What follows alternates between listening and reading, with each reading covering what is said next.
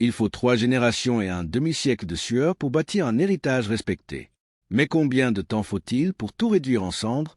Pour la famille Olisté, l'effondrement a pris exactement 87 jours. Ce n'est pas un incendie ou la foudre qui a détruit leur empire de 43 ans. C'est une simple manipulation invisible, un clic désespéré dans l'obscurité d'un garage, pour survivre à la crise. Aujourd'hui, dans ce nouvel épisode d'Architecture de survie, découvrez l'engrenage fatal d'un mensonge qui a pulvérisé la confiance de toute une région. Accrochez-vous, car la chute est brutale. Avant de plonger dans l'autopsie de cette chute vertigineuse, j'aimerais savoir qui nous écoute aujourd'hui. Dites-nous dans les commentaires de quelle ville ou de quelle région vous regardez cette vidéo. Votre présence et votre soutien sont notre force. N'oubliez pas d'aimer ce récit et de vous abonner pour ne manquer aucune de nos explorations. Votre engagement nous permet de faire vivre ces histoires de résilience. Merci d'être avec nous.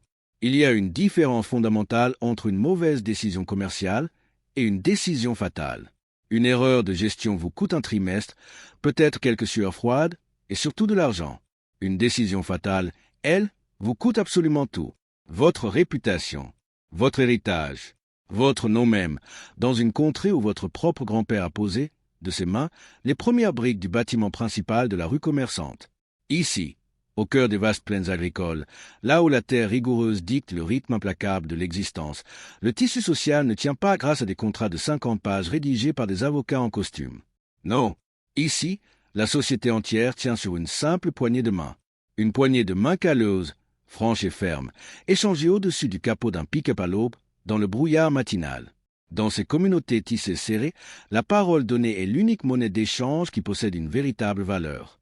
C'est une monnaie infiniment précieuse mais terriblement fragile, invisible à l'œil nu, et pourtant, c'est elle qui fait tourner les fermes, qui garantit les moissons et qui assure la survie des générations futures.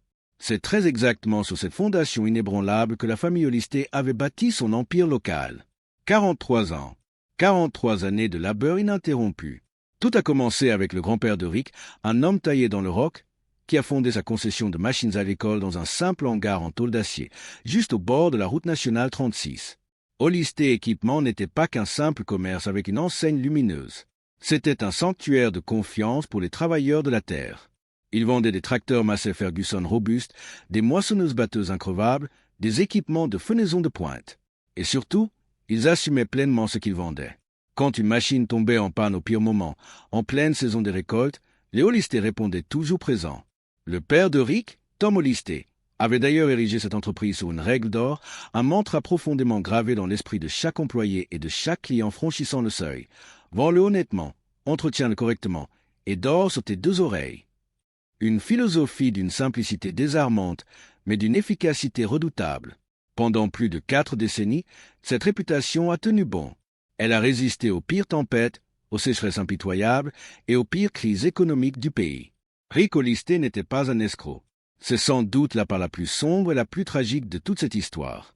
C'était un héritier naturel de la 3e génération, un homme de 56 ans respecté de tous dans une ville de 1400 âmes, portant sur ses épaules le poids écrasant de l'histoire familiale. Pendant la majeure partie de sa carrière, il a suivi la ligne droite tracée par ses ancêtres à la lettre. Mais l'histoire que nous allons explorer n'est pas celle d'une réussite intemporelle. C'est l'autopsie d'une chute vertigineuse. C'est le récit de ce qui se produit lorsque le désespoir croise une opportunité facile. Car construire sa survie sur une faille, c'est bâtir sur de la poussière. Et la poussière finit toujours par retomber. L'année 2018 s'est abattue sur la région non pas comme une tempête destructrice et soudaine, mais plutôt comme un hiver implacable et sans fin. Une gelée lente, silencieuse et profonde qui fige progressivement la sève des entreprises les plus robustes, celles que l'on croyait indestructibles. L'économie agricole locale saignait abondamment, et cela faisait déjà 3 longues années consécutives que cette hémorragie ne montrait aucun signe de ralentissement. Les prix des matières premières s'effondraient inexorablement sur les marchés mondiaux, le revenu des agriculteurs fondait comme neige au soleil, et les ventes de matériel neuf, autrefois le moteur rutilant et fier de la concession Olisté, s'étaient presque totalement figées. Tout le vaste monde rural était plongé dans ce que les analystes financiers, confortablement installés dans leurs bureaux de Véranville, appelaient poliment une correction prolongée. Mais ici, sur la terre, dans la poussière, le cambouis et la sueur, cette expression technocratique se traduisait par une réalité d'une brutalité absolue. Il fallait s'adapter, se faire absorber par un géant ou mourir. Rick Olisté a pourtant lutté avec l'énergie du désespoir pour s'adapter. À 56 ans, il n'était pas l'homme à baisser les bras ou à abandonner le navire sans livrer une bataille acharnée. C'était un homme de la terre. Il a élargi la taille de son parc de matériel d'occasion, proposé des offres de reprise particulièrement agressives, et commencé à racheter du vieux matériel saisi lors de tristes ventes aux enchères. Son seul but était de le revendre avec des marges infimes, misérables, juste pour maintenir un flux de trésorerie, un souffle vital au sein des murs de l'entreprise familiale. Pendant un temps, cette stratégie de survie, de l'urgence absolue, a fonctionné. Mais à l'aube du mois de mars 2019, la pression était devenue une force écrasante. C'était une main de fer invisible serrant inexorablement sa gorge à chaque respiration. Le poids psychologique de regarder un empire générationnel s'asphyxier lentement est une torture intime et indescriptible. Chaque matin, alors que le soleil se levait à peine sur les plaines froides, Rick s'asseyait dans ce même bureau aux boiseries usées que son père avait construit de ses mains. Il fixait un bilan comptable qui hurlait l'agonie de l'entreprise. Sa ligne de crédit d'exploitation, le sang même qui fait battre le cœur de toute concession agricole, était plafonné à son extrême limite. Dehors, dans la cour d'exposition, son inventaire d'équipements vieillissait, subissant les assauts des intempéries. Sa valeur marchande se dépréciant jour après jour sous un ciel gris et lourd. Et puis, il y avait le regard de ses employés. 4 hommes fidèles, des mécaniciens et des magasiniers qui n'avaient plus les moyens de garder, mais qui se refusaient moralement à licencier. C'étaient des pères de famille, des hommes qui dépendaient de ses seules décisions pour mettre de la nourriture sur la table. Chaque mois apportait son lot de nouvelles sinistres, annonçant la fermeture discrète ou le rachat prédateur d'une autre petite concession de la région. Rick voyait l'échéance fatale se rapprocher avec une terreur sourde et glaciale. Il savait pertinemment qu'il ne lui restait au mieux que 6 petits mois avant que la banque ne commence à poser les questions qui tuent. C'est précisément dans cet abîme d'angoisse silencieuse et solitaire que la droiture commence à vaciller. La survie, cette pulsion primitive et puissante, murmure sans cesse à l'oreille des hommes les plus honnêtes qu'il n'y a pas d'autre issue. Le devoir de préserver l'héritage et la peur terrifiante du déshonneur se livraient un combat sans merci dans son esprit tourmenté. Et dans cette atmosphère suffocante, où l'espoir venait cruellement à manquer, le terreau de la tragédie était parfaitement préparé. Le désespoir asphyxiant de cet hiver économique s'apprêtait à croiser le chemin d'une tentation insidieuse, posant les fondations invisibles du compromis fatal qui allait bientôt tout raser sur son passage.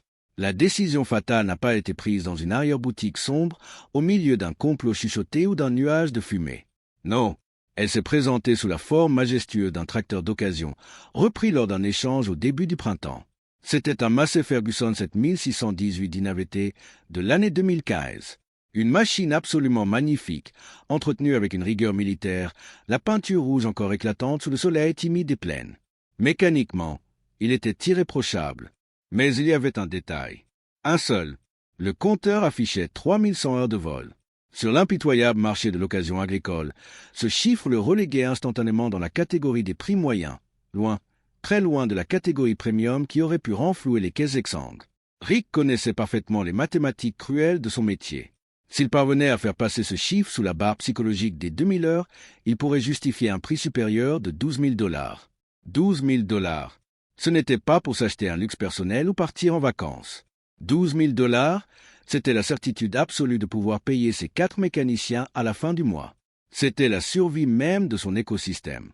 Et surtout, Rick savait exactement comment effacer ses heures. Les tracteurs modernes, ces monstres de puissance forgés d'acier et de silicium, enregistrent le temps de fonctionnement à 2 endroits bien distincts. D'abord, sur l'écran du tableau de bord, celui que l'acheteur regarde immédiatement en s'asseyant dans la cabine. Ensuite, au cœur des entrailles électroniques, profondément enfoui dans l'ordinateur de service interne. L'écran du tableau de bord est la vitrine lumineuse. L'ordinateur interne est la véritable boîte noire, accessible uniquement aux techniciens de la concession lors des diagnostics approfondis. Avec le logiciel officiel adéquat, Rick possédait évidemment ce programme de pointe. Il était techniquement possible de réinitialiser l'affichage visible. L'ordinateur de service, lui, gardait la mémoire intacte, inviolable et ineffaçable. Mais quel agriculteur réclamait un diagnostic électronique complet avant d'acheter une machine qui tournait comme une véritable horloge? Presque aucun. Il regardait l'état général de la carrosserie, écoutait le ronronnement régulier du moteur diesel, jetait un œil confiant au tableau de bord et prenait leurs décisions. Rick s'est alors enfermé dans une logique interne terrifiante. Il s'est convaincu de toutes ses forces qu'il s'agissait d'une manœuvre isolée. Un acte de sauvetage désespéré mais ponctuel. Une architecture de survie bâtie dans l'urgence. Il allait vendre ce tracteur précis, utiliser la marge générée pour couvrir la masse salariale étouffante, et ne plus jamais, au grand jamais, recommencer. Seul dans l'atelier silencieux, à la lueur blafarde de son ordinateur portable connecté à l'appli diagnostic du tracteur, il a effacé 1250 heures d'un simple clic. Le compteur indiquait désormais fièrement 1850 heures. Une illusion numérique absolument parfaite. Il a affiché le tracteur à 78 000 $ sur le devant de son parc. La machine est partie en seulement 11 jours. L'acheteur était sincèrement ravi de faire une si belle affaire, et l'argent a été immédiatement englouti par les dettes les plus urgentes de la concession. Sur le moment, Rick n'a pas ressenti l'ombre d'une culpabilité écrasante. Il a ressenti un immense, un vertigineux et atrocement dangereux soulagement. Le sang chaud affluait à nouveau dans les veines asséchées de l'entreprise. Ces hommes étaient payés. Les portes restaient grandes ouvertes. L'orage semblait miraculeusement passé. Mais c'est très précisément à cet instant que le piège mortel s'est refermé sur lui. Ce soulagement toxique venait de briser en éclats la barrière morale érigée avec tant de soin par son grand-père. La ligne rouge avait été franchie dans un silence assourdissant, sans qu'aucune alarme ne retentisse dans la nuit. C'est dans la nature humaine de redessiner les frontières de l'acceptable une fois que l'interdit a été franchi avec succès et sans la moindre conséquence apparente. Le succès silencieux et immédiat de cette toute première transaction a provoqué un glissement tectonique irréversible dans la logique interne de Rick Olisté. L'adrénaline brute de la survie, intimement mêlée au profond soulagement financier, a corrompu son jugement avec une efficacité redoutable. L'esprit d'un homme aux abois est une machine fascinante lorsqu'il s'agit de justifier l'injustifiable. Si la modification d'un seul compteur pouvait générer une marge suffisante pour maintenir l'entreprise à flot pendant un mois entier, pourquoi s'arrêter en si bon chemin? Pourquoi ne pas appliquer cette même stratégie désespérée à 2 machines? Ou à 5, ce qui ne devait être qu'une transgression unique, une bouée de sauvetage lancée dans une mer démontée, s'est insidieusement métamorphosée en une routine froide, mécanique et calculée. Au cours des 8 mois qui ont suivi, sous la lumière blafarde des néons de l'atelier, une fois les lourdes portes métalliques refermées pour la nuit, Rick a branché son ordinateur portable de diagnostic sur 17 tracteurs Massey Ferguson d'occasion. Il n'a pas touché à tout son inventaire. L'acte restait chirurgical, presque rationnel dans sa folie. Il ciblait uniquement les machines où cette manipulation numérique faisait basculer le prix, où la soustraction de quelques centaines d'heures d'utilisation débloquait la marge vitale dont il avait désespérément besoin pour payer ses fournisseurs et rassurer un banquier de plus en plus frileux. 17 fois, il a appuyé sur la touche de validation. 17 fois, il a délibérément réécrit l'histoire d'une machine. Au cœur de cette spirale dangereuse, la dissonance cognitive de cet homme était devenue absolue. Pour supporter le poids écrasant de ses actes, Rick s'est construit une véritable forteresse de mensonges intérieurs. Il se répétait inlassablement, comme un mantra apaisant pour sa conscience fracturée, qu'il vendait de l'excellent matériel. Et d'une certaine manière, dans son esprit, c'était techniquement vrai. Les moteurs ronronnaient parfaitement, les transmissions étaient révisées avec soin, l'acier restait solide.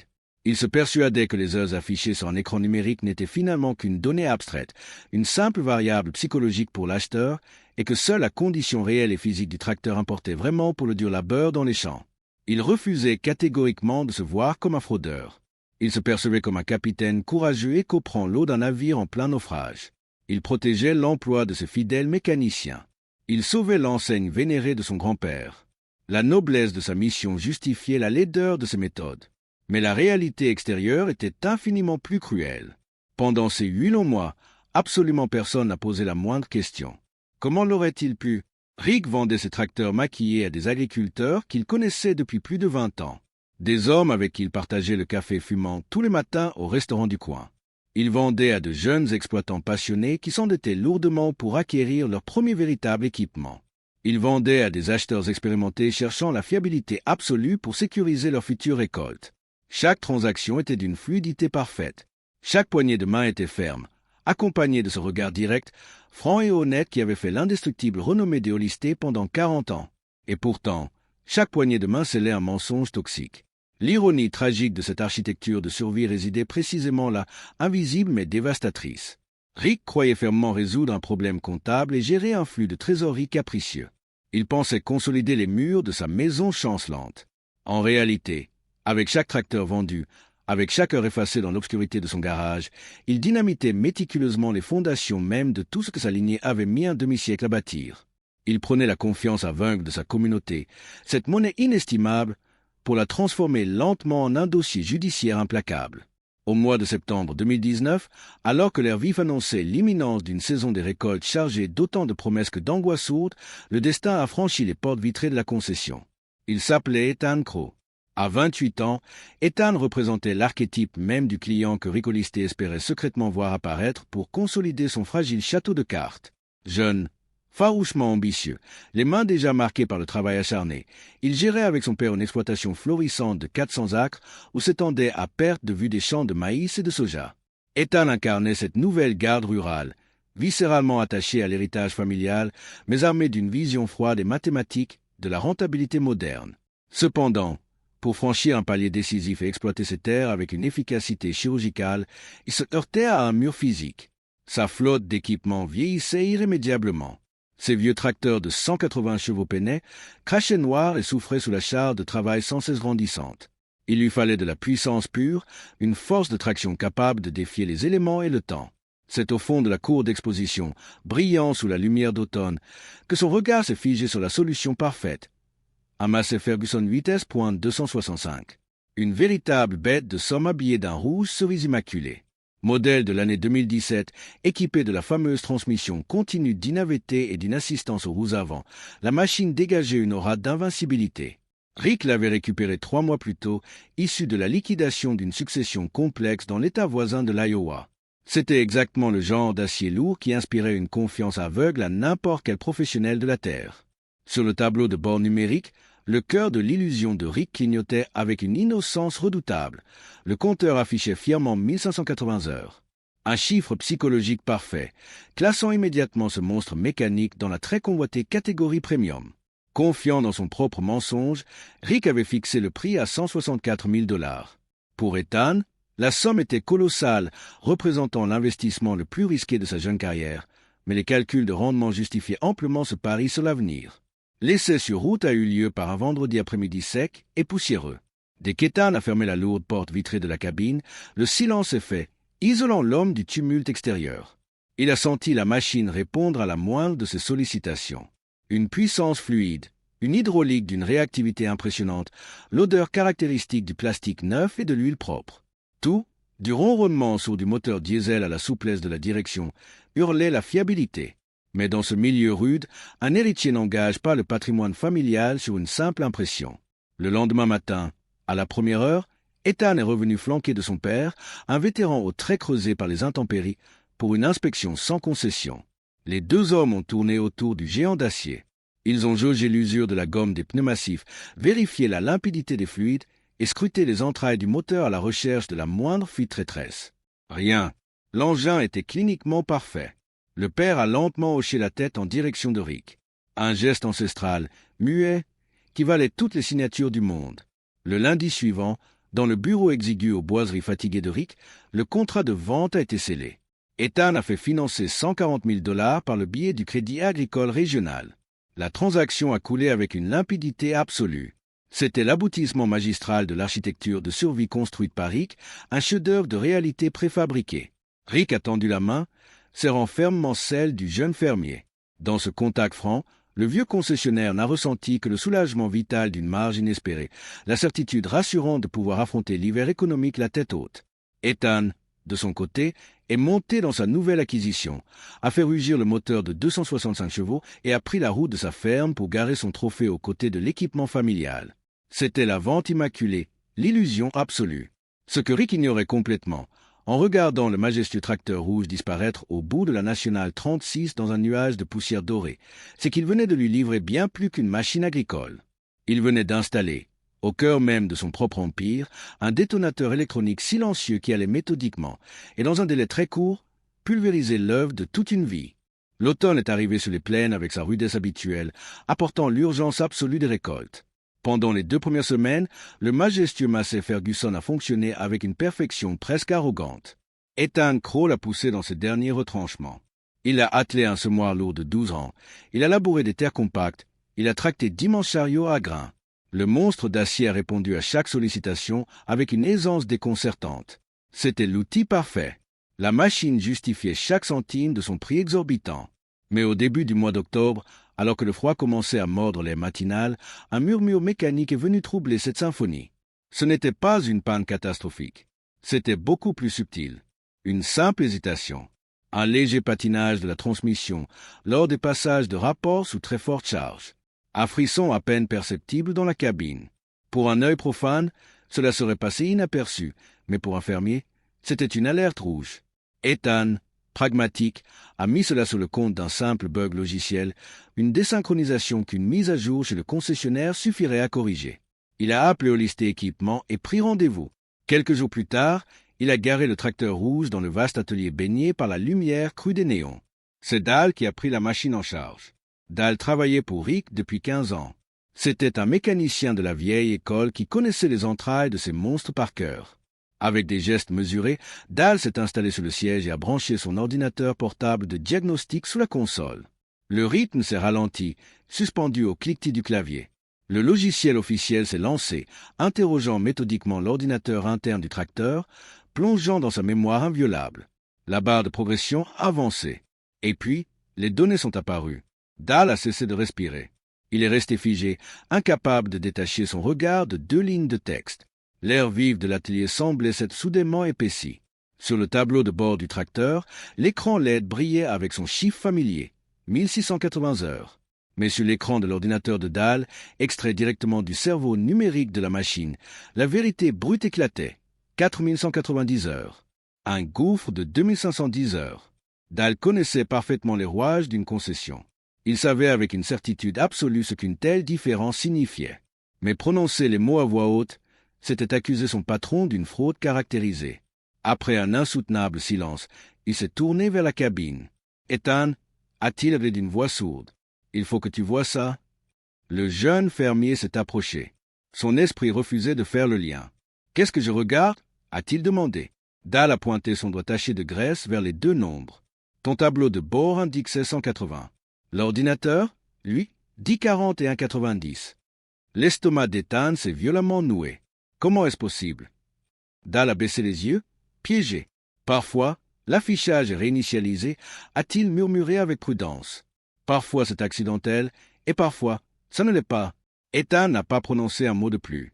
Le silence glacé de la trahison a envahi l'espace. Avec une froideur chirurgicale, il a sorti son téléphone et a photographié les 2 écrans.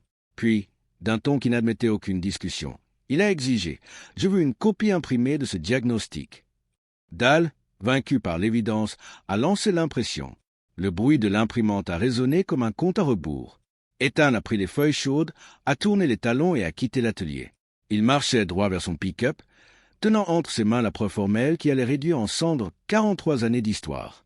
Dans le passé, une trahison de cette envergure se serait réglée dans la poussière de la cour d'exposition. Il y aurait eu des cris, des poings serrés, peut-être une confrontation physique devant les autres clients. Mais nous sommes à l'ère numérique et les exécutions publiques ont changé de forme. Elles sont devenues silencieuses, cliniques et infiniment plus dévastatrices. Ethan Crowe n'a pas fait demi-tour pour aller hurler sa rage au visage de Rick Holisté. Il n'a pas jeté les clés de son tracteur sur le bureau en bois usé.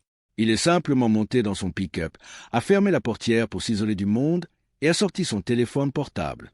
La vengeance froide a pris la forme d'une simple publication sur les réseaux sociaux, mise en ligne le 18 octobre 2019. Il n'a rédigé aucun long discours passionné.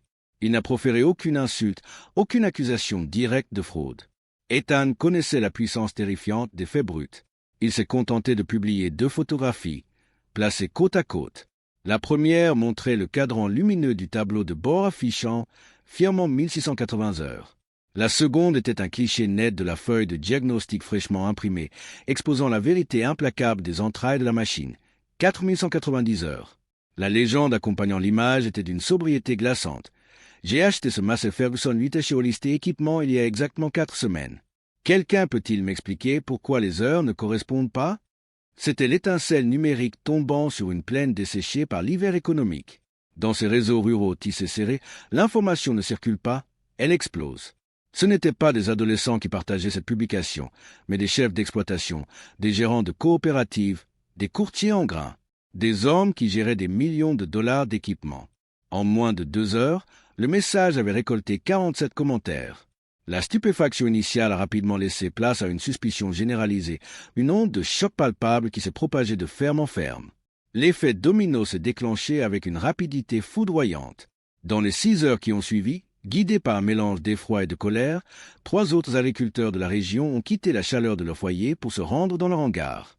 Ils ont allumé les phares de leurs propres machines prétendument certifiées, achetées à bas prix d'heure chez Holisté au cours des derniers mois. Ils ont exigé des vérifications, contacté des techniciens indépendants ou utilisé leurs propres outils de lecture. Les résultats ont commencé à pleuvoir dans la section des commentaires de la publication originale, comme autant de clous enfoncés dans le cercueil de la concession. Un propriétaire d'un modèle 7S a découvert un gouffre de près de 1500 heures. Un autre, fier acquéreur printanier d'un 6S, a constaté une différence similaire. Pire encore, un acheteur de moissonneuse-batteuse s'est rendu compte que le tableau de bord de sa machine affichait moins de la moitié du temps de battage réel enregistré par l'ordinateur central. Chacune de ces machines était passée entre les mains expertes de Rick Holisté. Chacune avait été vendue avec une poignée de main virile et le poids d'une réputation locale incontestée. Ce soir-là, la communauté agricole a compris avec horreur qu'il ne s'agissait nullement d'une erreur isolée, ni d'un capteur défectueux. C'était un système, une machination délibérée, orchestrée pour tromper les leurs. 43 années de travail acharné, de matins glacés, de sueur et d'honneur hérités d'un grand-père droit et intègre venaient d'être intégralement pulvérisés en l'espace d'une seule après-midi. La technologie moderne venait de démontrer son pouvoir de destruction absolue. Une réputation bâtie sur près d'un demi-siècle de confiance aveugle n'avait aucune chance de survivre face à la froide et irréfutable preuve numérique projetée par la lumière bleue d'un écran de téléphone, exposant l'architecture factice de cet empire déchu aux yeux de tous, définitivement anéanti.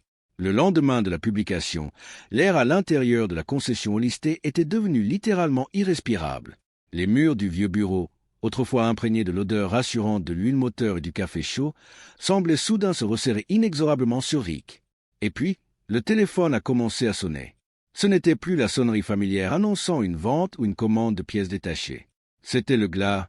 D'abord quelques appels hésitants, des clients de longue date demandant avec une gêne palpable si ce qu'ils avaient vu sur Internet était vrai.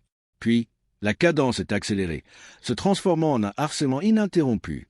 La panique, pure et animale, a remplacé le soulagement toxique des mois précédents.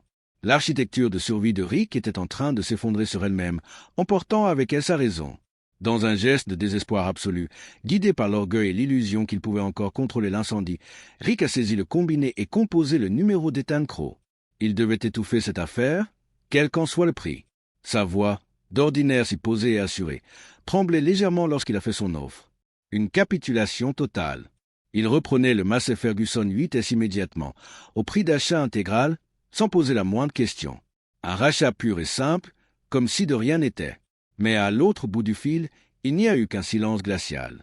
Puis, la réponse d'Ethan est tombée, coupant comme une lame d'acier en plein hiver. « Je ne veux pas te rendre ce tracteur, Rick. Je veux savoir à combien d'autres familles tu as fait ça. » Le refus d'Ethan n'était que le premier coup de bélier. Saisi d'une urgence fiévreuse, Rick a enchaîné les appels vers les autres agriculteurs qui avaient commenté la publication. À chacun d'entre eux, il a proposé le même arrangement financier, espérant désespérément acheter leur silence avec l'argent qu'ils n'avaient même plus. Mais le monde rural possède une mémoire d'éléphant et une fierté qui ne se monnaient pas. Les rejets se sont succédés, froids, implacables et définitifs.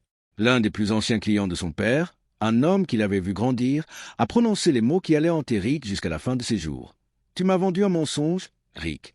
Tu ne répares pas ça avec un chèque ou un rachat. Tu as détruit notre poignée de main. » C'est à cet instant précis, le combiné raccroché et le regard perdu dans le vide, que la véritable nature de la tragédie a frappé Rick de plein fouet. Pendant des mois, il s'était convaincu qu'il ne faisait que gérer un problème complexe de trésorerie. Il réalisait soudain qu'il n'était plus du tout en train de négocier un accord commercial ou de sauver un bilan comptable. Il assistait, impuissant, à la mort de son propre personnage. L'héritage des Holisté n'était pas fait de briques, d'acier ou de marges bénéficiaires. Il était fait d'intégrité. Et cette intégrité venait d'être publiquement disséquée et jetée aux chiens. L'argent ne pouvait plus rien réparer, car la confiance, une fois brisée de cette manière, ne se rachète jamais. Tandis que Rick s'enfonçait dans la paralysie, l'indignation, elle, s'organisait méthodiquement. Ce qui avait commencé comme une simple plainte individuelle sur un réseau social s'était transformé en un véritable mouvement de colère collective. À la fin de la 3e semaine d'octobre, la rumeur était devenue un dossier infiniment lourd. 12 agriculteurs, 12 hommes qui se sentaient floués, trahis par celui qu'ils considéraient comme un des leurs, s'étaient retrouvés. Ils n'étaient plus seulement des individus blessés dans leur fierté. Ils formaient désormais un front uni, un bloc de granit déterminé à obtenir justice. 12 voix prêtes à réclamer des comptes. Le compte à rebours avant la destruction totale de la concession venait d'entrer dans sa phase finale. La colère d'une communauté est une force redoutable, mais elle reste une émotion. Pour détruire véritablement un empire commercial bâti sur 4 décennies, cette émotion doit être forgée en une arme implacable. C'est exactement ce qui se produit au début du mois de novembre 2019. Les 12 agriculteurs trahis ne se sont pas contentés de boycotter la concession. Ils ont fait appel à un prédateur au sommet de la chaîne alimentaire juridique. Depuis ses vastes bureaux de Des Moines, l'avocat Martin Keswick régnait en maître absolu sur les affaires complexes de fraude agricole. C'était un homme clinique, méthodique, qui ne voyait pas des voisins en colère, mais des plaignants. Il ne voyait pas un concessionnaire aux abois, mais un défendeur vulnérable. Sous sa direction, la rancœur s'est transformée en un assaut légal d'une brutalité inouïe. Le 5 novembre, Keswick a officiellement déposé un recours collectif devant la Cour fédérale. Le document ne laissait aucune place à l'interprétation, à la pitié ou aux circonstances atténuantes de l'hiver économique. C'était une exécution sur papier. La plainte disséquait la survie désespérée de Rick avec le vocabulaire froid et chirurgical de la justice pénale. Les termes résonnaient comme des coups de marteau. Fraude systématique sur les compteurs horaires de 17 tracteurs d'occasion. Violation manifeste des lois fédérales sur la divulgation des compteurs. Rupture de garantie implicite. Fausse déclaration frauduleuse. Enrichissement illicite. Le recours visait non seulement au listé équipement en quantité, mais aussi Rick au listé à titre personnel. La justice fédérale réclamait des dommages réels, des dommages punitifs exemplaires, le remboursement intégral des frais d'avocat et exigeait un procès devant jury. La machine à broyer était en marche. Le contraste était d'une ironie tragique, presque insoutenable. Quelques mois plus tôt, le crime s'était déroulé dans le silence feutré et l'intimité rassurante de l'atelier familial. C'était un acte solitaire, commis dans la pénombre, accompagné par le seul cliquetis discret d'un clavier d'ordinateur et le souffle tiède de la ventilation. Rick avait effacé ses milliers d'heures en toute discrétion, s'imaginant que son secret resterait à jamais confiné entre les murs de tôle de son garage. Mais une fois le sceau fédéral apposé sur le dossier, ce secret intime a été violemment arraché à l'obscurité pour être jeté sous la lumière crue, aveuglante et éternelle des archives publiques. Le murmure coupable de l'atelier s'était métamorphosé en un hurlement juridique que l'Amérique entière pouvait désormais entendre. Ce qui était censé sauver la maison venait d'en ouvrir les portes à tous les vents. Le secret étant définitivement brisé, l'humiliation publique a suivi avec la précision impitoyable d'une horloge. Dès le lendemain matin, le journal local, celui-là même qui avait jadis célébré l'ouverture de la concession par le grand-père Holisté, a étalé le désastre sur sa première page. Le grand titre, imprimé en lettres noires et épaisses, ne faisait aucun quartier. Un concessionnaire local accusé de fraude au compteur dans une action en justice fédérale. 2 jours plus tard, la publication agricole régionale, véritable bible de tous les fermiers du Midwest, reprenait l'histoire en l'amplifiant. Le nom des Holistés n'était plus associé à la fiabilité du fer et de l'acier, mais à une vulgaire arnaque. En l'espace d'une seule semaine, l'homme qui avait passé sa vie à essayer de préserver sa dignité dans une communauté soudée s'est retrouvé totalement nu, exposé à la vindicte populaire. L'assaut légal venait de signer la fin définitive de toute illusion. Il n'y avait plus de retour en arrière possible, plus de poignée de main pour effacer l'ardoise. L'institution judiciaire avait pris le relais, écrasant l'honneur familial sous le poids de la bureaucratie et scellant le sort de Rick Holisté avec l'encre indélébile d'un tribunal fédéral. Le 12 novembre, exactement 7 jours après le dépôt fracassant de la plainte fédérale, la réalité économique a violemment rattrapé la catastrophe judiciaire. Le facteur a déposé une simple lettre recommandée sur le vieux bureau de Rick.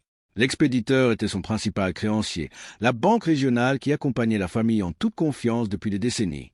Le texte était d'une brièveté glaçante, rédigé avec cette courtoisie professionnelle cynique qui masque les arrêts de mort financiers. En raison du risque de réputation inacceptable et du litige fédéral en cours, la ligne de crédit d'exploitation de la concession était immédiatement et indéfiniment suspendue. Cette unique phrase, tapée froidement sur un papier en tête, venait d'arrêter net le cœur palpitant de l'entreprise. Pour comprendre la brutalité foudroyante de cette sanction, il faut saisir l'anatomie financière intime d'une concession agricole. Aucune entreprise de cette envergure ne fonctionne uniquement sur ses propres réserves de liquidité. Le crédit n'est pas un outil d'expansion, c'est l'oxygène même du système. Un concessionnaire emprunte massivement pour acheter les gigantesques machines alignées sur son parc. Il emprunte pour couvrir les charges salariales durant les longs mois d'hiver glaciaux où absolument rien ne se vend. Il emprunte pour avancer le coût exorbitant des pièces de rechange et des réparations sous garantie en attendant que les usines règlent leurs lourdes factures. Sans cette ligne de crédit vital, vous n'êtes plus un commerce en difficulté. Vous êtes un cadavre financier qui respire encore par simple réflexe. RIC a supplié d'autres établissements régionaux, mais la réponse fut unanime. Personne ne finance un homme accusé de fraude fédérale. L'asphyxie fut totale. À la mi-novembre, les caisses étaient désespérément vides. Il n'y avait plus d'argent pour payer la semaine de travail. RIC a dû accomplir l'acte le plus destructeur de sa vie d'homme. Il a convoqué ses 4 fidèles employés dans l'atelier silencieux. L'air était lourd, chargé de l'odeur familière de cambouis et d'une tristesse absolue. Il leur a annoncé la suspension indéfinie des opérations. 2 d'entre eux travaillaient dans ces murs depuis plus de 10 ans. Dahl, le mécanicien usé qui avait lu le premier diagnostic fatal, a simplement hoché la tête en murmurant qu'il l'avait vu venir depuis ce jour-là. RIC a pitoyablement proposé d'écrire des lettres de recommandation. Personne n'en a voulu. Ils savaient tous pertinemment qu'avoir le nom de Holisté Équipement sur un curriculum vitae était devenu un stigmate radioactif dans toute la région rurale. Le coup de grâce, l'estocade finale, a été porté le 18 novembre par une entité sans visage. La puissante corporation Ajo, société mère de Massey Ferguson, a fait livrer un avis officiel de résiliation immédiate de franchise. Le document juridique, rédigé avec une froideur assassine, invoquait des violations irréversibles des normes de conduite et un préjudice incalculable porté à la marque mondiale. RIC recevait un délai strict de 30 jours pour cesser toute utilisation de leur nom, restituer l'intégralité des outils de diagnostic exclusifs et démonter la grande enseigne lumineuse rouge qui dominait la route nationale. Son père avait signé le tout premier accord de franchise avec une fierté immense en 1976. 43 années de loyauté inébranlable, de ventre-corps, de poignées de main et de sueur venaient d'être brutalement effacées d'un simple trait de plume corporatif. L'empire de fer et de sang de la famille Holisté venait d'être officiellement rayé de la carte. Le 87e jour s'est levé sous un ciel de plomb. Le 14 janvier 2020 n'était absolument pas un jour pour se retrouver dehors. Une pluie glaciale, presque coupante, fouettait violemment la cour d'exposition de la concession. C'était le jour redouté de la liquidation totale. L'encan de la honte absolue. 40 années de sueur, de sang, de poignées de main franches et de nuits blanches allaient être vendues au plus offrant en l'espace de quelques heures seulement. La cour était pleine, mais ce n'étaient plus des clients fidèles. C'étaient des acheteurs opportunistes, attirés par l'odeur du désastre financier, venus chercher de l'acier lourd au rabais. Il marchait sur les terres de son grand-père sans aucune once de respect pour l'histoire des lieux, scrutant les moteurs avec l'œil avide des charognards de la faillite. Le chant rapide et saccadé du commissaire-priseur résonnait dans les haut-parleurs crachotants, un requiem impitoyable pour la lignée Holisté. Il n'y avait aucune pitié dans sa voix, juste le rythme mécanique et implacable de la liquidation. Tout y est passé. Les immenses moissonneuses-batteuses, les tracteurs rutilants, les équipements de fenaison, tous liquidés pour une fraction dérisoire de leur valeur réelle. Personne ne voulait payer le prix fort pour des machines portant le sceau d'un concessionnaire déchu. Même l'intérieur du bâtiment a été méticuleusement vidé. Les bacs de pièces détachées, les ordinateurs de diagnostic, jusqu'au vieux bureau de son grand-père.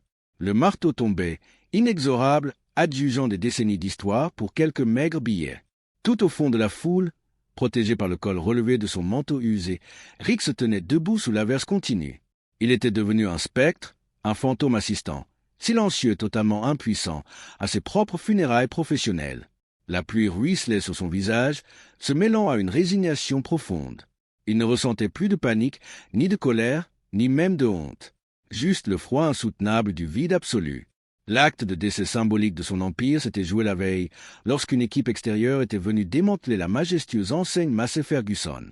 En moins d'une heure, les immenses lettres rouges qui guidaient jadis les fermiers sur la route nationale avaient été sauvagement arrachées, ne laissant qu'un misérable squelette d'acier pointant tristement vers les nuages bas. L'effacement physique a suivi l'effacement financier avec une rapidité d'une violence inouïe. Le vaste bâtiment en tôle, désormais coquille vide de l'héritage Holisté, a été racheté 3 semaines plus tard par une immense concession John Deere cherchant à étendre agressivement son emprise sur ce territoire. Ils n'ont pas perdu un seul instant. Ils ont immédiatement repeint les murs extérieurs, effacé les couleurs familières, installé leur propre comptoir flambant neuf et embauché une toute nouvelle équipe qui ignorait absolument tout du drame humain qui s'était joué ici. En l'espace de 6 petits mois, Toute trace de l'existence même de la famille Hollister avait été méticuleusement et définitivement gommée du paysage local. La géographie elle-même avait renié leur nom, effaçant l'erreur fatale pour la remplacer par un vers insolent, victorieux, froid. En mars 2020, la faillite personnelle a officiellement clôturé le désastre financier, mais la véritable ruine de Rick Hollister a été d'ordre intimement humain. Le règlement final des dettes a englouti les maigres recettes de la liquidation ainsi que la vente des derniers actifs familiaux restants. Il a perdu la maison que son grand-père avait fièrement bâtie de ses propres mains. Mais dans ces contrées isolées, perdre son patrimoine matériel n'est rien comparé à la perte absolue de son nom. Sa femme, qui avait tenu les registres comptables de la concession avec rigueur pendant 20 ans, l'a quitté 4 mois après le dépôt de bilan. Ce n'était pas à cause du manque d'argent, mais parce que le poids des chuchotements réprobateurs au supermarché local était devenu une torture insoutenable. Leurs 2 enfants adultes, partis faire leur vie dans d'autres États, ont cessé de revenir au bercail pour les fêtes de fin d'année. L'un d'eux a même entamé de lourdes démarches légales pour changer définitivement de nom de famille, cherchant désespérément à effacer cette tache indélébile de sa propre identité. Aujourd'hui, à 59 ans, Rick a dû fuir à 2 comtés de là pour trouver une occupation. L'ancien patron respecté, l'héritier d'un empire local, est devenu un simple magasinier, payé $16 de l'heure dans une modeste concession multimarque. Il travaille caché dans l'arrière-boutique, classant des filtres à huile à l'abri des regards accusateurs. Il n'a plus le droit d'interagir avec la clientèle. Chaque matin, en se rendant à ce travail sans aucun avenir, il longe des immenses fermes où tournent à plein régime des tracteurs rouges. Des tracteurs qui auraient dû être vendus par Hollister Équipement s'il avait su garder le cap. Il sait désormais, avec une certitude absolue et glaçante, qu'il ne possédera plus jamais rien et que le nom de ses fiers ancêtres restera à jamais synonyme de trahison. Il y a une tragédie bien particulière, profondément amère, à observer un homme détruire en 87 jours ce que 3 générations successives ont mis un demi-siècle à construire. Rick Hollister ne s'est pas réveillé un beau matin avec l'ambition sombre de devenir un escroc. Il a pris une décision sous l'étau d'une pression économique écrasante. Il a confondu la sauvegarde de son entreprise avec sa propre intégrité morale. Mais voilà la leçon impitoyable de cette véritable architecture de survie. Le désespoir profond, même le plus compréhensible, ne justifiera jamais le mensonge. Dans un monde où le travail est rude et la terre exigeante, la seule monnaie d'échange qui compte réellement n'est pas le dollar, ni la marge bénéficiaire. C'est la confiance. C'est la parole donnée. Une fois que cette confiance est brisée, même la machine la plus puissante du monde ne peut plus vous sauver. Si ce récit sur les choix difficiles et la résilience face à nos propres erreurs a résonné en vous, n'hésitez pas à vous abonner à la chaîne, à aimer cette vidéo et à partager vos propres réflexions dans les commentaires. Votre soutien est essentiel pour nous permettre de continuer à explorer ces histoires authentiques. À très bientôt pour un nouvel épisode d'Architecture de survie.